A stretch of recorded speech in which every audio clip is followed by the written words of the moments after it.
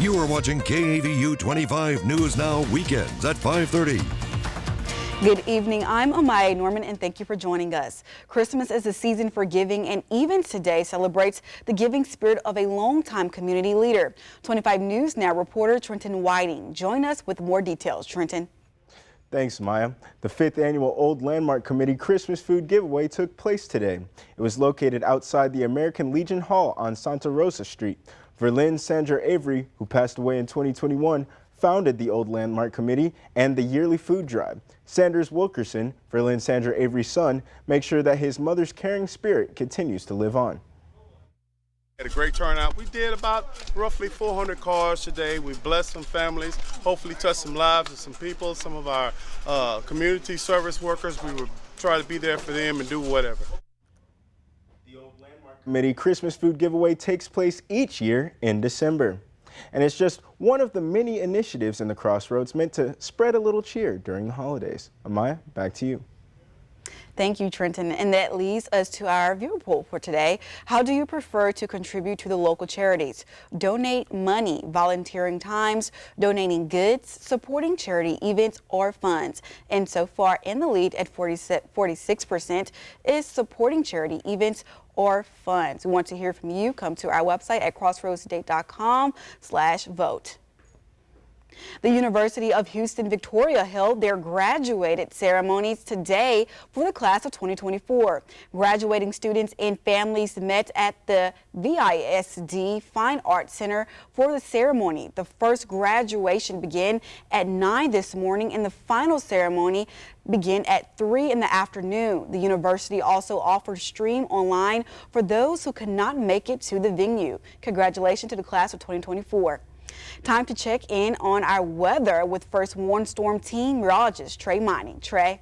Well, on the outside, not feeling much like Christmas season around here, feeling very spring-like on the outside, and the temperature reflects that.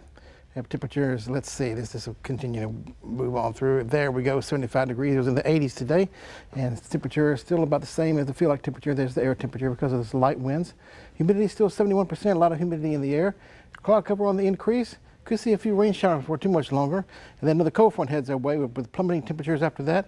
When will that be? Find out coming up in the full forecast. Amaya?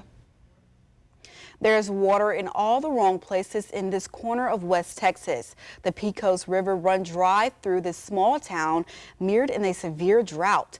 To read this full Texas Tribune article, visit our website at crossroadstoday.com. A community is raising concerns and wants answers after human remains found in multiple areas in their neighborhood. The people who live here on Dollard Town Road say their phones have been ringing off the hook all day long. Everyone in this neighborhood has questions about the remains found on their street, but so far they haven't found many answers. Melvin Christian says the whole neighborhood is talking. You know the phones are ringing right now. Christian lives just off of the 900th block of Dollard Town Road, where human remains were found on 2 separate occasions. Everybody here wants to know who was it. Christian tells us he knows most of his neighbors. We hopped in his truck with him to go ask around. I would think the 900 block starts there. What we found is that no one knows much. In this press release, the Wayne County Sheriff's Office say they got a call once on November 20th and again on December 10th after someone located remains here. When deputies came to investigate, they found even more than the caller had seen.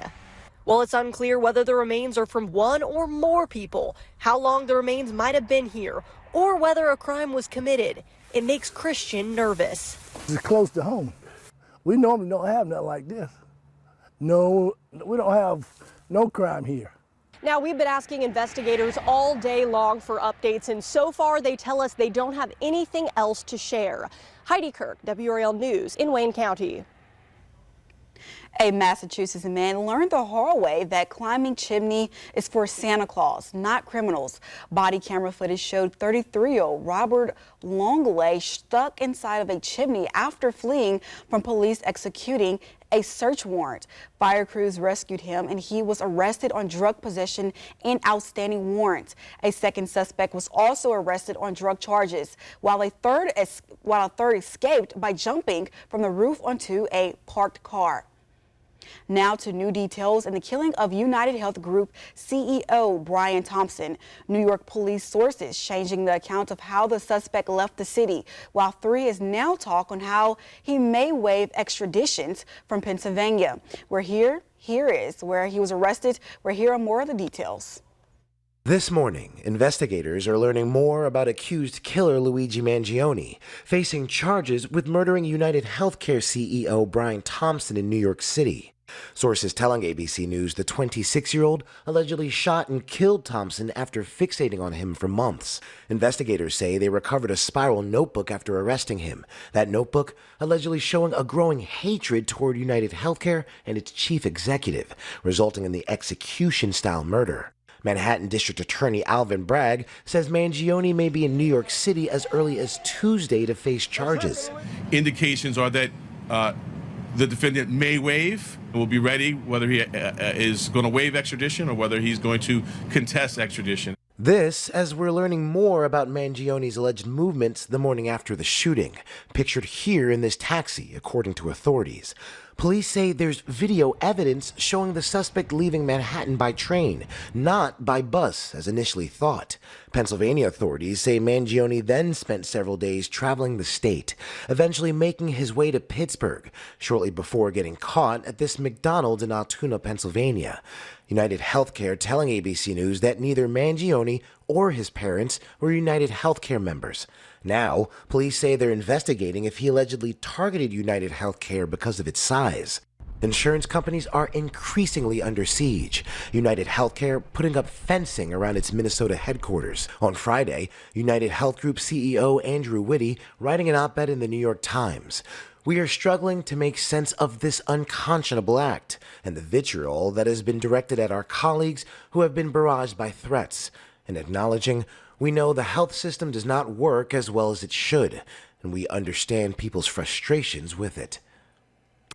A former Illinois deputy charged with fatally shooting a woman over the summer will stay in jail for now. On Friday, the Illinois Supreme Court ruled that former Sangamon County Deputy Sean Grayson must remain in custody while it decided whether to review his bid for release as he awaits trial.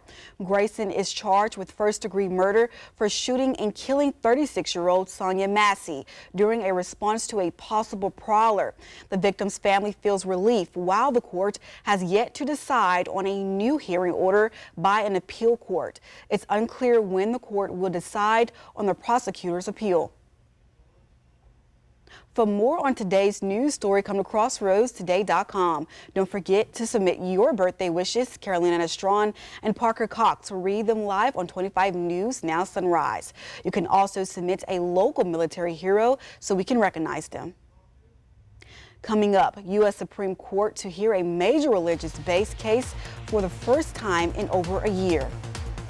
We actually do have a few rain showers on the radar scope this evening. Take a look at this, mainly west of Victoria, Pettis Pawnee area to Karnes City to Cuero and Yoakum. Light to moderate rain showers there. Not too much around the region, not anything to get too excited about. But the cold air is headed our way sometime this coming up week. What day will that be and how cold will it get? Find out in the full forecast.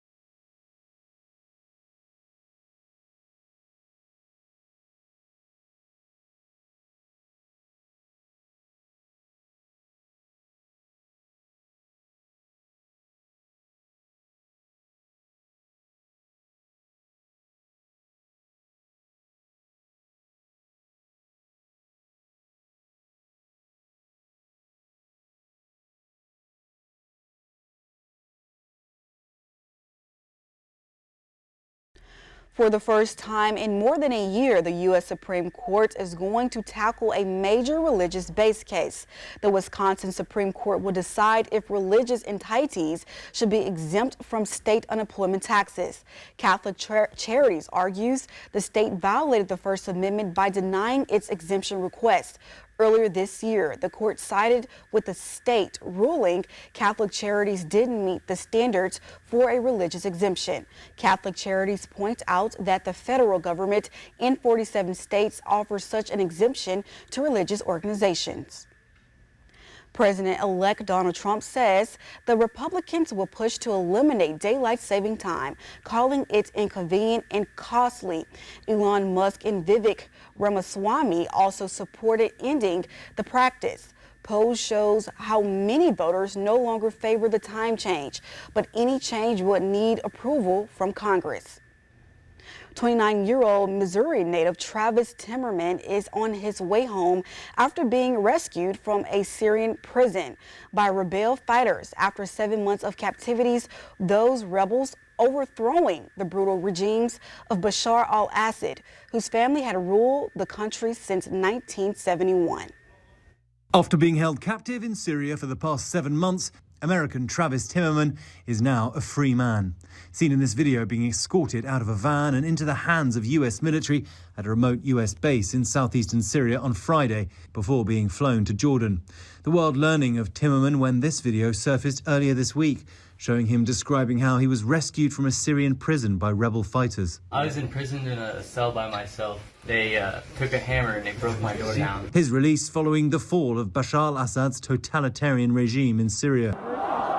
Thousands of Syrians celebrating as they gathered at the historic Umayyad Mosque for Friday prayers. How does it feel seeing everybody celebrating today? They are fantastically happy. We can feel now the breath of freedom. The interim Prime Minister addressing the crowd saying it is the birth of a nation, the restoration of dignity and the writing of history.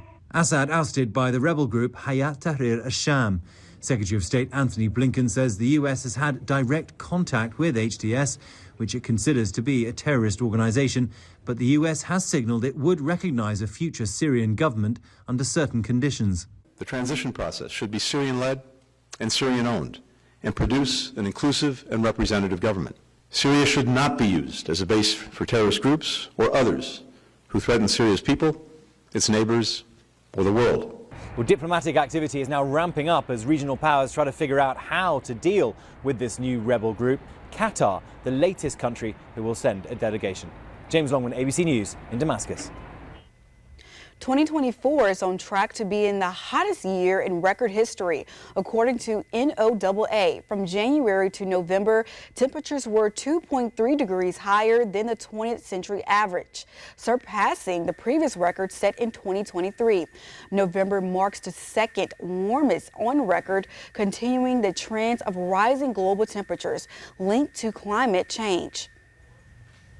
Now, Grubhub has released its annual 2024 delivery report. The review analyzes order placed throughout the year and takes a deeper dive into consumers' ordering trends. Chicken Rule this year being included in nearly 40% of all Grubhub restaurants and grocery stores orders. Over 1 ton of cottage cheese was delivered. Mexican food was another favorite choice, and 1.3 million birria orders were made. The top 5 cities that ordered the most espresso drinks were Miami, Los Angeles, Denver, Boston, and New York City.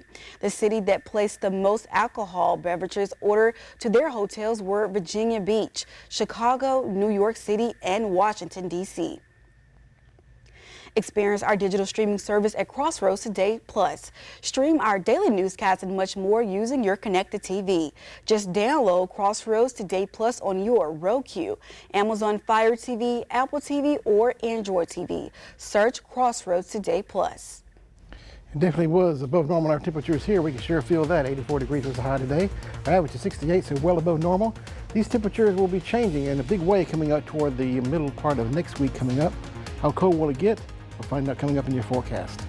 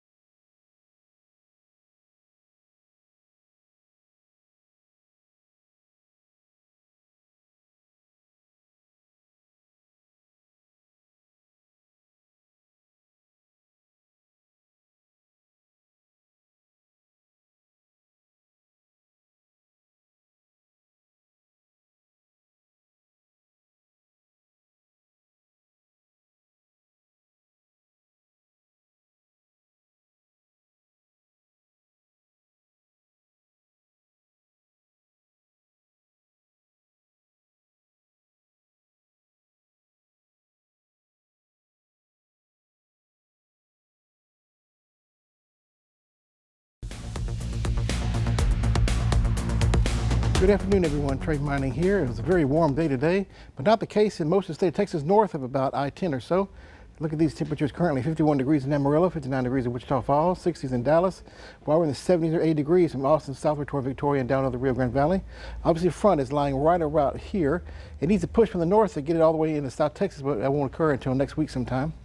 So we're dealing with a cloud cover, a little bit of rainfall around the region, and temperatures in the 70s or 80 degrees, and a lot of tropical moisture coming in from the Gulf around the front just to the north about Austin or so, along the frontal boundary.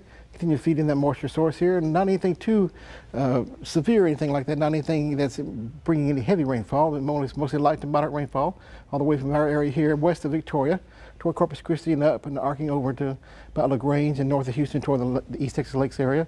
So a little bit of rainfall around here, but not really amounting to too much. So it's trying to get that going. And let's take a look at the future tracker here. This is the front we're talking about, well to the north. It'll continue to hang to the north of our region for the majority of the weekend in the first part of next week before it gets a push from the high pressure center here. That'll finally push it offshore coming up by about Tuesday or Wednesday or so and take most of the rain with it. Trust me on this one, the rain will be moving out of the Gulf of Mexico coming up by the time we get to about Tuesday into Wednesday. So rain chances still kind of in there a little bit, mainly toward the middle part of next week to head in the front, and then much colder temperatures to follow. Victoria. Well, it could have a few rain showers coming up early tomorrow morning. Don't be surprised if you see that. Cloudy skies till about noontime or so. Then skies beginning to break as we see some sunshine coming in toward the 3 p.m. hour tomorrow. Temperature is near 80 degrees for the daytime high. Quail about the same as well, cloudy to partly cloudy skies. A few rain showers possible early in the morning time for your day tomorrow. And then partly cloudy skies are the majority of the day. Clouds will hanging in to about noontime or so. We'll see some breaks coming up about 3 o'clock or so in the afternoon, which will allow the temperatures to climb once again into the upper 70s for highs. Port Lavaca for your day tomorrow, Sunday. A few clouds here and there, especially in the morning time, where they can't rule out an isolated rain shower somewhere in the region. Could be in Calhoun County, possibly. Partly cloudy skies by the time we get to the afternoon, with temperatures in the 70s by the afternoon time as well. Almost near 80 degrees, another warm day again for your day tomorrow. Your rain showers, 10% chance of that. Small chance, but they're there. And then warm temperatures are 80 degrees for the majority of the week coming up for next week. Then temperatures take a tumble.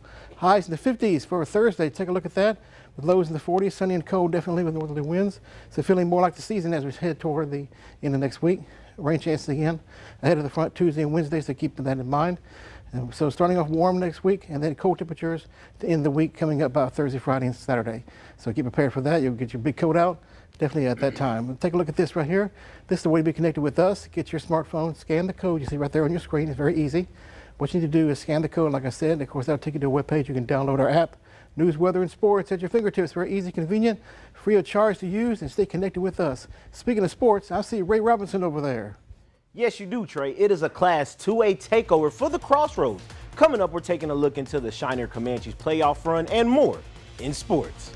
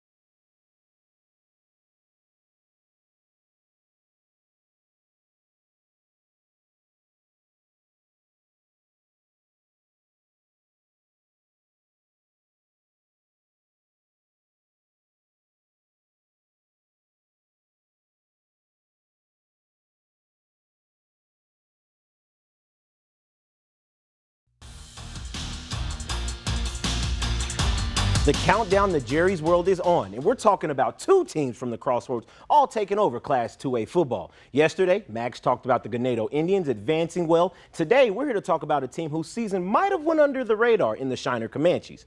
Unfortunately, I wasn't able to attend a Shiner season game, but I did see their dominance a few weeks ago at Gobbler Stadium, winning the game 69-6. And let's just say, that was a preview for what's to come. And here's them taking on Bremen, their biggest competition yet. Shiner's Carson Shute on the quarterback keeper and losing it here shortly, but thankfully it was recovered, putting the Comanches in great position downfield. Shiner showing us that they know how to win. The first quarter not looking too great for them, going scoreless in the first, but the switch was somehow, some way turned on when that quarter was the only time that they would be outscored in that game. Bursting for 27 points in the second quarter, Shiner winning that game 41-33. So can they repeat the same story on Wednesday? We're going to have Wednesday night football high school at Jerry's World. They will be taking on Mooshner at 7 p.m. for the Class 2A Division II State Championship. Make sure you stay tuned on KAVU as well. We'll have a preview of that game in sports. College football is wrapping up for most teams, so let's talk about the Aggies getting ready for their season finale after being bowl eligible. They find themselves in the Las Vegas Bowl, taking on Link Riley and the USC. Friday, December 27th, a few days after Christmas. Both teams with high-octane offenses, so it looks to be a good one. And speaking of the Aggies in college football, one of the crucial elements in college football in 2024 is being the transfer portal, which see tons of talent all over college football, change schools. And right now, the A&M find themselves in this mess. Right now, they have 26 players in the portal. And today's Arkansas's Jalen Braxton, who is expected to commit to A&M, has his sights on transferring to Ole Miss. Braxton visited and verbally agreed to become an Aggie, but soon flipped. This comes as he's dealing with an injury all season long. And how about some pro hoops? The Houston Rockets, a team that's been taking the league by storm, surprisingly, looks to close in on the finals of the second annual NBA Emirates Cup. This tournament has been one of the NBA's newest ways in trying to build viewer engagement in the opening months of this new season. And here's the Rockets beating Golden State Warriors in a close game, but still fun. And we had some controversy at the end. We're talking a loose ball foul in the final seconds of the game, but the Rockets did win that game. Final score, 91-90. And the Rockets will be taking on another young upstarting team in the Western Conference, and that is the Oklahoma City Thunder, a team that I'm quite familiar with, should you say. OKC currently #1 seed in the West with 19 wins and 5 losses. Houston is the #3 team, and a victory here would give them the second seed. Tip-off is expected to be at 7:30 p.m. at Paycom Center. Everyone is expected to play. Houston Dillon Brooks will be a game-time decision, and the Milwaukee Bucks just advanced to the final. So if the Rockets can get past them, they'll have bigger competition. That does it for your sports. Amaya. Thank you so much, Ray. 25 News now celebrates the holiday by volunteering with the Salvation Army Bell Ringers. Coming up.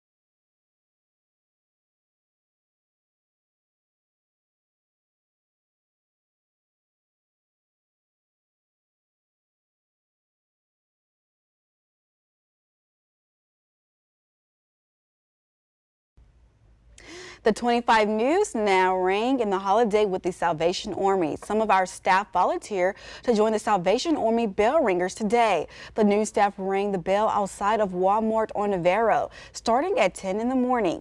The Salvation Army volunteers in front of many establishments during the holidays, helping gather donations for initiatives. They helped families and individuals who needed a little bit of support during the holiday season. Woo! Yeah, very good. Yes, I think that's a beautiful cause. It's a fantastic cause. I was out there a little bit about 11:30 or so this morning, and people come by giving money for the Salvation Army, meeting the people and saying hello and Merry Christmas. Yes. It was fabulous. Because we had the Toys for Tots yesterday, Sure did. which is still going on today, so make sure you still have time to go donate. And then they also had the ringing the kettle the bell. So Exactly. yeah. So how is the weather looking for for the rest of the week? Well, let's see. For today and tomorrow, it's not looking like Christmas at all. I'm feeling more like springtime around here. Oh, with yes. highs near 80 degrees. But Love check it. it out. Toward the end of next week, here comes the cold air again. Highs in the 50s for Thursday. A little bit on chilly side. Yes, it was warm when I stepped out the door. So, but warm thank and y'all humid. for joining us for so much. Make sure you be with us for 25 News now at 10.